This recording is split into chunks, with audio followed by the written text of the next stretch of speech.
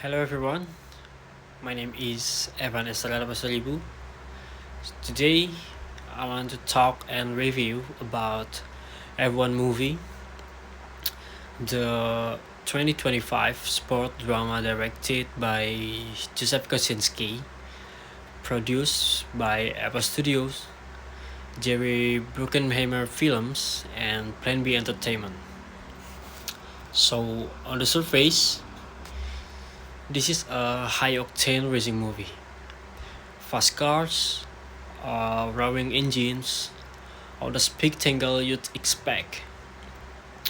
But underneath that glossy interior, F1 is actually a surprisingly layered story about ego, mentorship, and the cold masonry of corporate capitalism. It works. It works both as a pure racetrack entertainment and as quiet critique of the very industry it depicts. So, in this review, I will walk through five things. The first, the story itself, and the character work, especially Sonny Hayes and Joshua Pierce. And three, the corporate villains running underneath the plot. And the fourth, the world building and atmosphere of Formula One culture. And the last, and finally, the themes and overall verdict. So let's start about the story. The film follows Sonny Hayes, an aging, nomadic racer for hire who's still carrying the weight of career-altering crash back in 1993. He's coaxed out of the retirement by his former teammate, Ruben Carvantes, to join APX GP, a struggling Castram team. Almost immediately, he clashes with his ambitious young teammate, Joshua Pierce. Their rivalry escalates fast. It boils over into a disastrous double-car crash at the British Grand Prix, one that nearly visits the theme of forgot. The story builds to its emotional peak at the season ending Abu Dhabi Grand Prix. And here's the moment that defines the whole team. Hayes deliberately gives up his own short victory.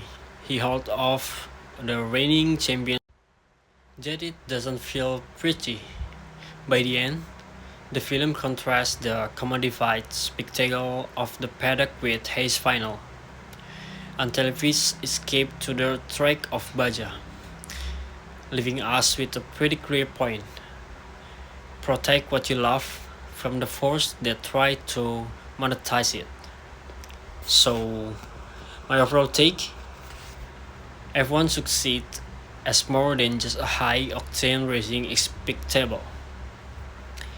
It's a well-constructed character study wrapped around a legitimate critique of institutional capitalism in sport. Mentorship, sacrifice, and corporate exploitation, all racing side by side. Strong performance and genuinely affecting central relationship elevate this film beyond its genre trappings, even if its themes are painted in fairly broad strokes. So, I'd recommend this one for fans of character driven sports dramas, motorsports enthusiasts, and really anyone interested in stories about mentorship and the cost of institutional ambition. So, this is my review. Hopefully, you guys enjoy my review. So, thank you so much for watching or listening. Thank you. Rather than the people actually competing, but it gets darker than that. There is a reveal that Ruben Carvantes, Hayes' own friend, sent him despite holding medical data proving his He was at extreme risks of permanent blindness or death behind the wheel. Hiding that unfitness exposed an uncomfortable truth the film isn't afraid to sit with.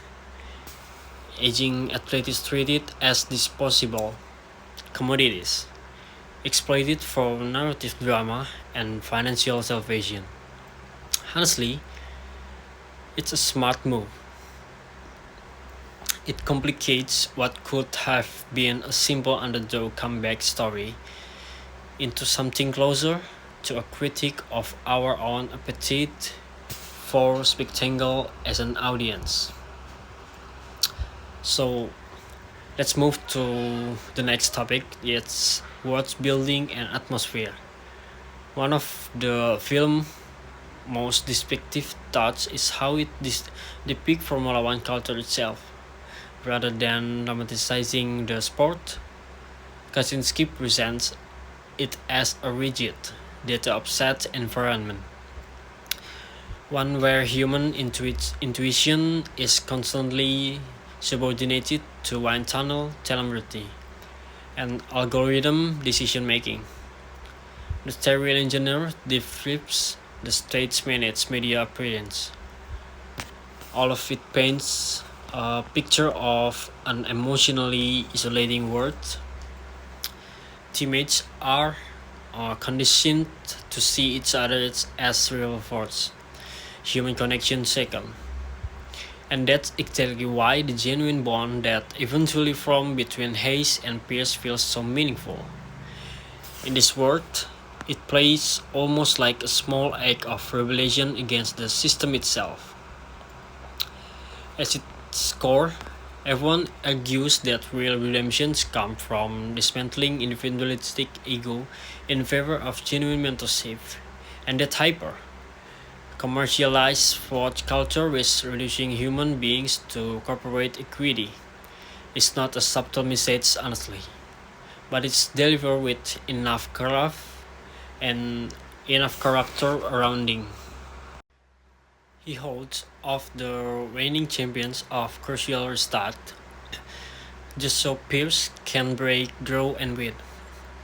It's quiet, it's selfless, and it single-handedly saves APXGP from corporate liquidation. By the end, Joshua has earned himself a prestigious racing future, while Hayes walked away entirely, choosing to race the enormous Baja 100 instead. And finally, he's driving for the love of the sport, not for a trophy.